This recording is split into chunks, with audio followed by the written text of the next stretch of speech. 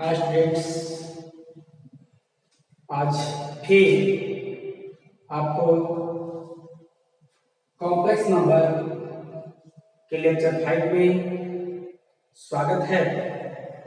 और आज फिर से कुछ नया सीखने के लिए नई उमंग, नया जोश के साथ इस चैनल से जुड़ते हैं और पढ़ते हैं आगे कुछ टॉपिक। कल हम लोगों ने लेक्चर 4 पे हम लोगों ने बात किया था order pair of complex number या order pair of the imaginary number. और हम लोगों ने यह सीखा था कि किसी भी इमेजिनरी नंबर को लेस देन, ग्रेटर देन के रूप में ऑर्डर नहीं किया जा सकता है। आज हम लोग को पढ़ना है आगे इक्वालिटी ऑफ कॉम्प्लेक्स नंबर्स। तो ध्यान से देखेंगे कितना इंपॉर्टेंट है इक्वालिटी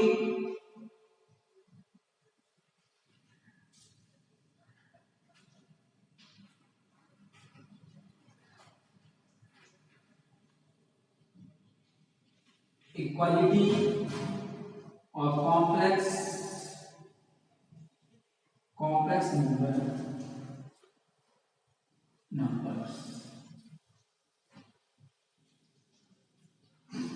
इसका मतलब दो कॉम्प्लेक्स नंबर आपस में इक्वल कब कहलाएंगे, इस चीज को स्टडी करेंगे इक्वालिटी ऑफ कॉम्प्लेक्स नंबर्स। जो इक्वालिटी शब्द आया है, इक्वालिटी वर्ड आया है, वो इक्वल वर्ड से आया है। तो हम लोग देखते हैं क्या कहें। Let complex numbers two complex numbers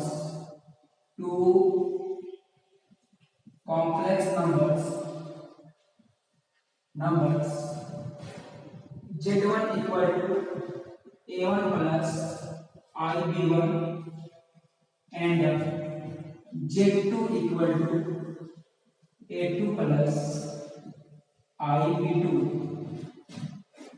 are said to be equal if and only a1 equal to a2 and b1 equal to b2।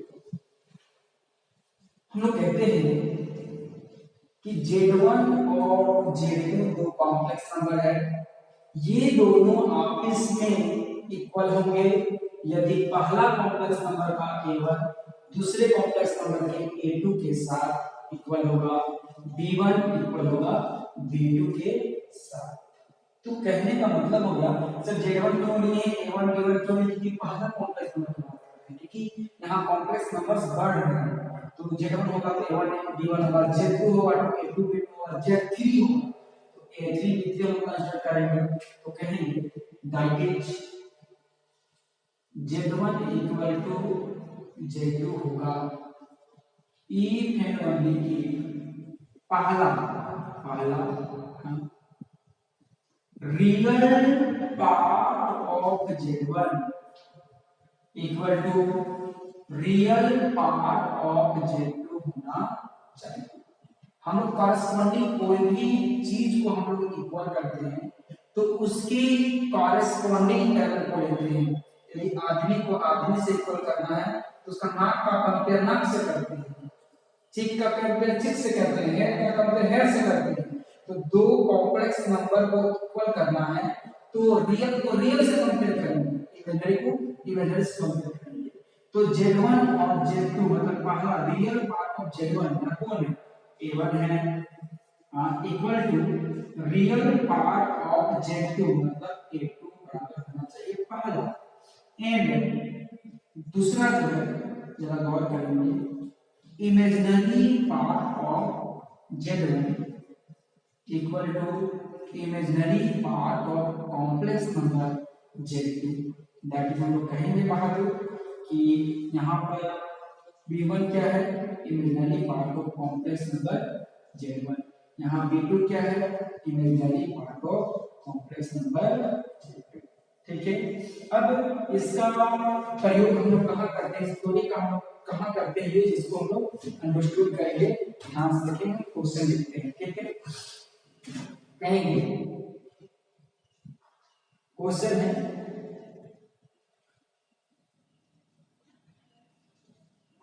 Question for example हम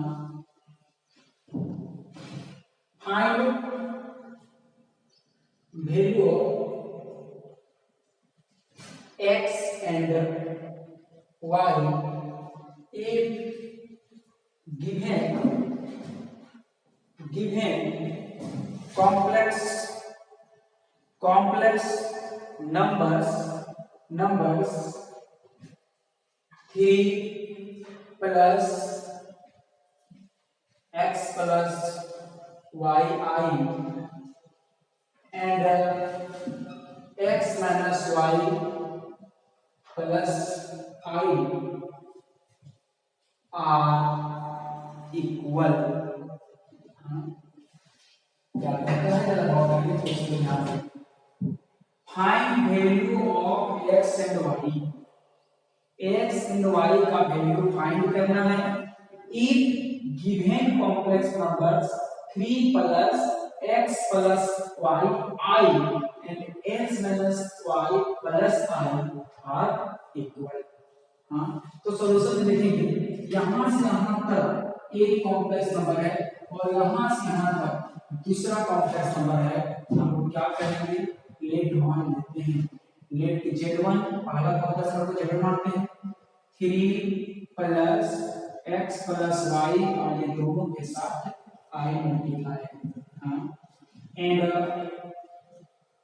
z2 इक्वल टू क्या होगा, देखो x plus y plus i, नहीं, अभी जो z1 है और ये z2 है, हमारा क्वेश्चन के अनुसार ये दोनों इक्वल हैं, कॉम्प्लेक्स नंबर आर इक्वल। इसका मतलब सिंस जो क्वेश्चन में दिया होता है उसके लिए सिंस का प्रयोग करते हैं, तो since z1 equal to z2। हाँ, इसका मतलब z1 क्या है, 3 plus x plus y I equal to x plus y और प्लस i। जरा गौर करेंगे, रियल पार्ट पहला का ये है क्योंकि यहाँ प्लस है। हाँ, और चलिए यहाँ पर मैं माइनस कर देता हूँ तो थोड़ा सा कॉम्प्लिकेशन बढ़ेगा। हाँ, चलिए ये रियल पार्ट है पहले का, तो इसका रियल पार्ट ये है ना, तो हम लोग क्या सीखे थे कि यहाँ बराबर का चिन्ह लग गया है, इक्वल टू का साइन लग गया है, तो इधर वाले का रियल पार्ट उधर वाले का रियल पार्ट के बराबर होगा, इधर वाले का इमेजिनरी पार्ट उधर वाले का इमेजिनरी पार्ट के बराबर होगा।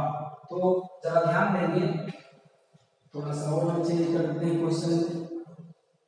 हाँ, तो जरा ध्यान देंगे, अब हम लोग क्या करेंगे, क्यों by equality of complex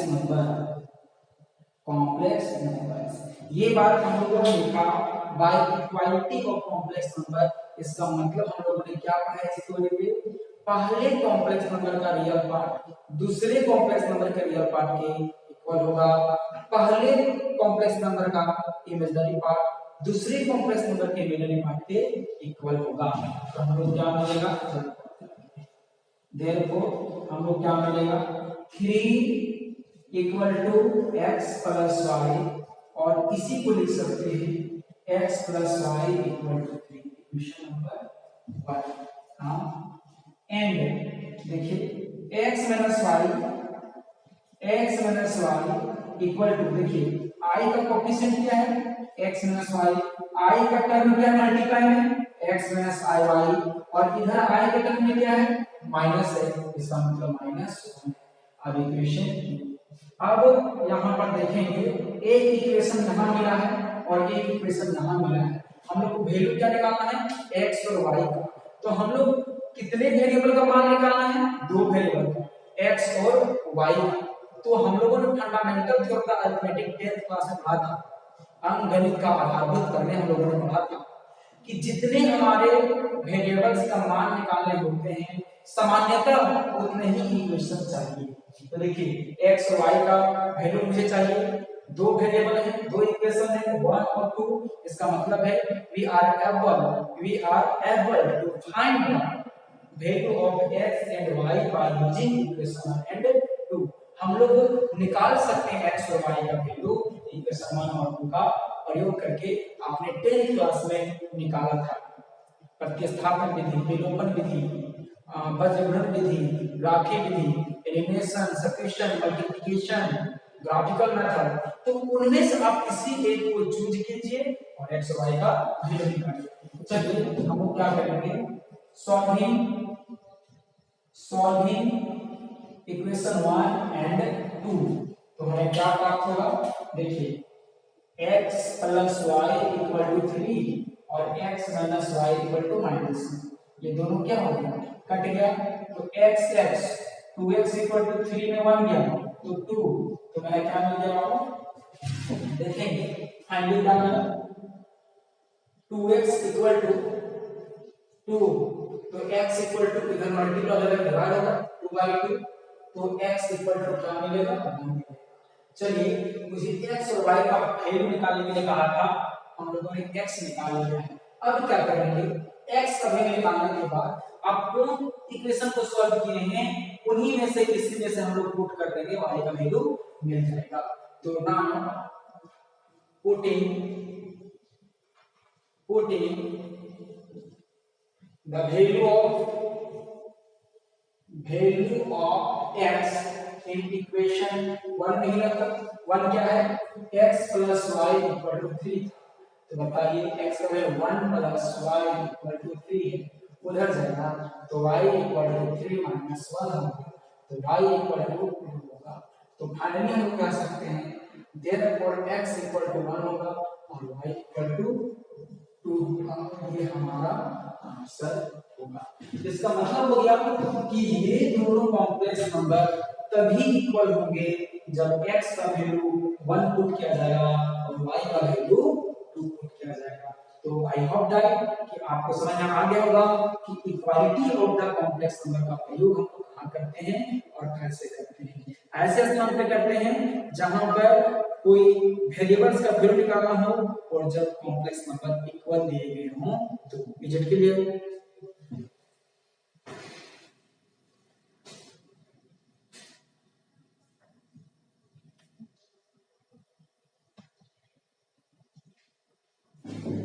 next हमें पढ़ना है अगला topic algebra of complex number.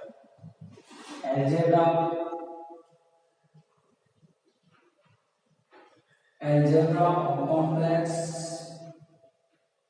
Complex numbers. Algebra मतलब सम्मिश्र संख्याओं का बीजगणित। नॉर्मली जहां भी अलजेब्रा नाम का टर्म आता है इसका मतलब हम लोग को ये जानना है कि एडिशन, सब्ट्रैक्शन, मल्टीप्लिकेशन, डिवीजन, ये सब ऑपरेशंस को हम लोग स्टडी करते हैं। Is it clear? तो हम लोग देखते हैं कि इसका मतलब अलजेब्रा ऑफ कॉम्प्लेक्स नंबर पढ़ना है। इसका मतलब क्या, कॉम्प्लेक्स नंबर का एडिशन पढ़ना होगा, मल्टीप्लिकेशन पढ़ना होगा, सब्ट्रैक्शन पढ़ना होगा, डिवीजन पढ़ना होगा। तो ये सारे ऑपरेशंस हमें पढ़ने चाहिए। तो देखते हैं हम लोग क्या करेंगे। The operations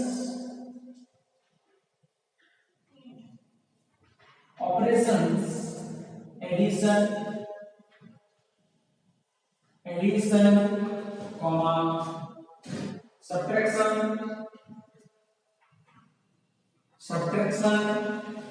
comma multiplication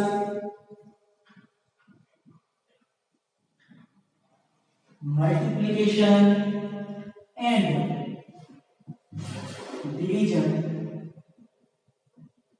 division are called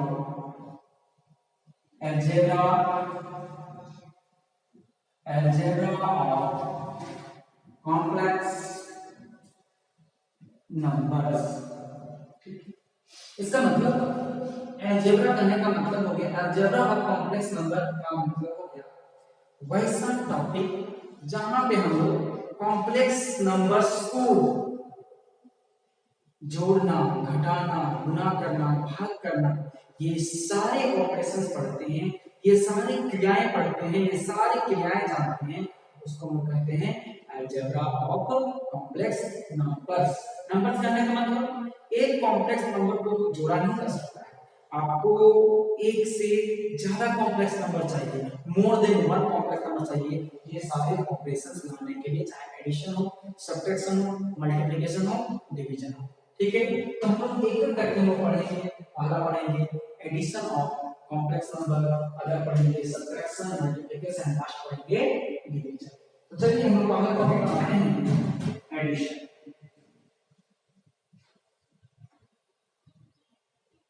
addition of complex number, complex numbers. ठीक है, देखिएगा इसको सिंपली हम लोग क्या करेंगे, नॉर्मल हम लोग एग्जांपल से समझते जाएंगे। ठीक है, सारा का सारा एग्जांपल समझते जाएंगे। एग्जांपल हम लिखते हैं, मान लेते हैं let z1 equal to 3 minus 2i और z2 equal to i plus 2 है।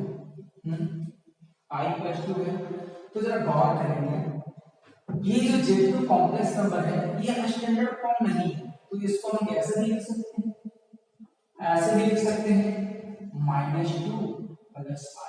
जब भी इधर उधर रिप्लेस होगा तो साइन के साथ, देखिए -2 था इधर आ गया और ये प्लस के साथ था तो इधर चल गया, क्योंकि कोई भी कॉम्प्लेक्स नंबर का स्टैंडर्ड फॉर्म क्या लिखते हैं, real number plus imaginary number. ठीक है, तो नाम देखेंगे पहले, नाम एडिशन ऑफ कॉम्प्लेक्स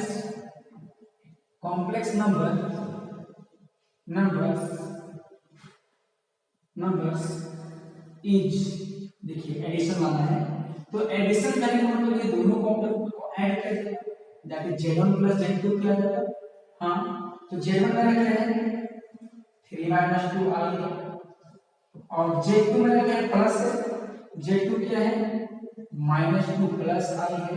हाँ, तो आपको ये बात बता दें कि यहाँ पर ऐड करने का जो रूल होगा सिमिलर टर्म के साथ होगा, एक जैसे टर्म होंगे उसके साथ होगा, रियल को रियल के साथ, इमेजिनरी को इमेजिनरी के साथ ऐड करेंगे। तो देखिए z1 plus z2 equal to 3 minus 2, एक साथ कर दिए, माइनस 2i प्लस i, तो हमारा ये z1 plus z2 equal to क्या मिला, 3/2 गया तो 1 मिला, माइनस 2i में प्लस i कितना बचा i, ये हमारा आंसर हो गया।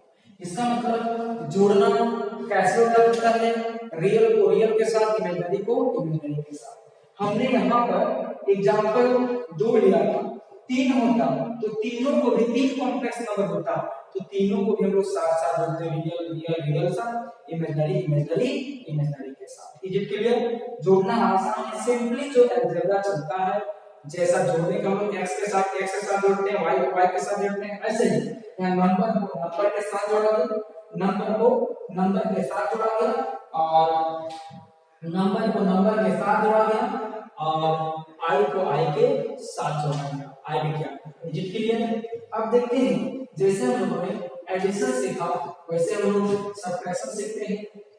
दूसरा टॉपिक हम लोग का होगा सब्ट्रैक्शन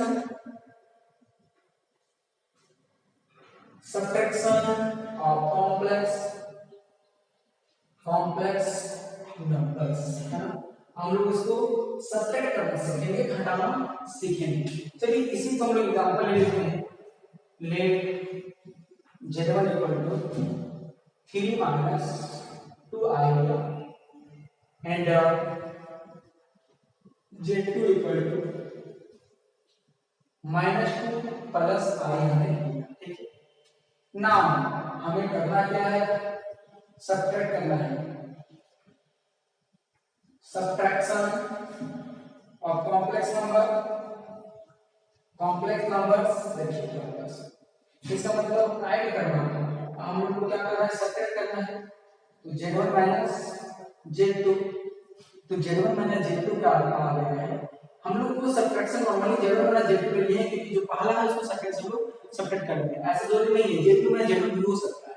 तो हम लोग क्या करेंगे, देखिए 3 z1 का वैल्यू 3 माइनस 2i ब्रैकेट में लिखे रखेंगे क्योंकि माइनस आ रहा है, माइनस हमारा क्या मिलेगा, ये क्या है z2 का वैल्यू माइनस 2 प्लस i है। अब देखिए हमारा z2 माइनस z1 हमारा क्या मिला 3 माइनस 2i, ये माइनस अटैक करेगा तो ब्रैकेट के अंदर सारा का सारा साइन चेंज होगा। सोचिए आज हम ब्रैकेट नहीं देते तो स्थिति क्या होता, सब गड़बड़ जाता।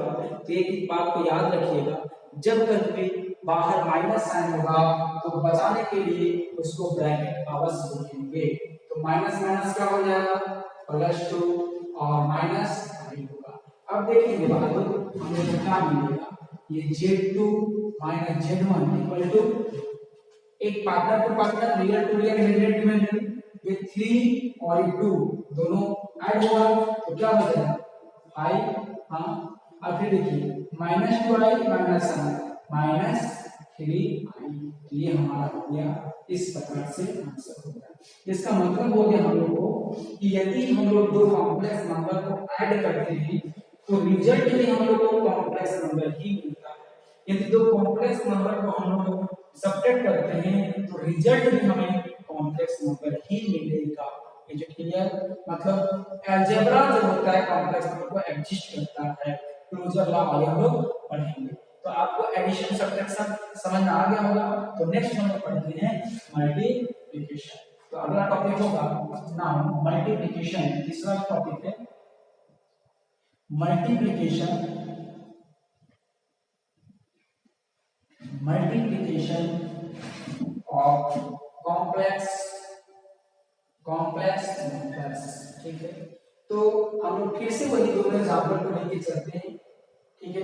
तो चलिए हम लोग मान लेते हैं let z1 equal to 3 minus 2i and z2 equal to क्या है माइनस 2 प्लस i, ठीक है।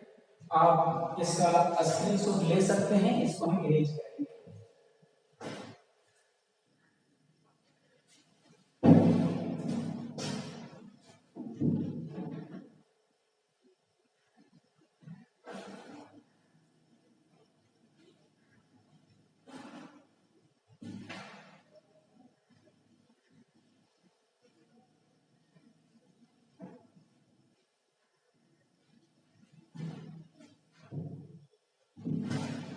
देखिए तो क्या करेंगे, नाउ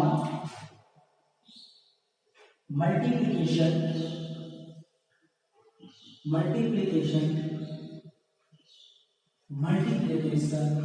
और complex numbers z1 and z2, z1 and z2 क्या होगा, z1 into z2 मल्टीप्लाई होगा और ब्रैकेट में z1 का वैल्यू कितना है 3 माइनस 2i इंटू z2 का वैल्यू कितना है माइनस 2 प्लस i। जरा गौर करेंगे, हम लोग नॉर्मली जैसे मल्टीप्लाई करते थे x प्लस y होता था और p प्लस q होता था। हम लोग क्या करते थे, पहले x को लेते थे और पूरा मल्टीप्लाई करते थे किसको p plus q।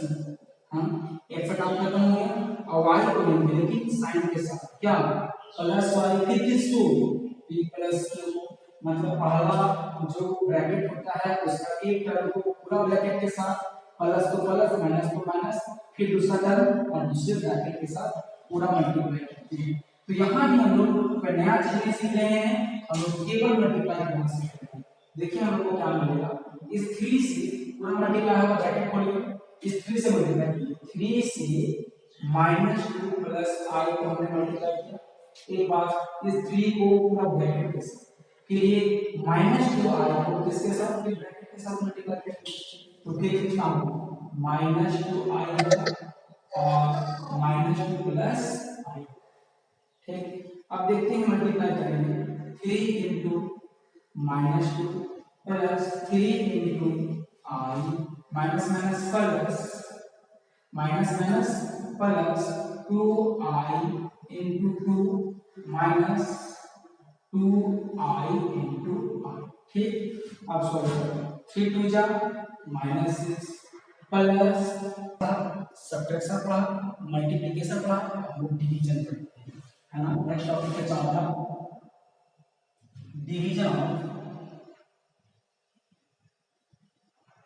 Division of complex numbers, complex numbers. ठीक है, तो जरा डिवीजन कैसे निकालते हैं, फिर से एग्जांपल समझते हैं। लेट z1 कुछ मान लो 1 प्लस i और z2 इक्वल टू मान लो 3 माइनस 2i कुछ मान लिया ना। डिवीजन हाँ, डिवीजन को बहुत सारा क्वेश्चन भी लिखता है,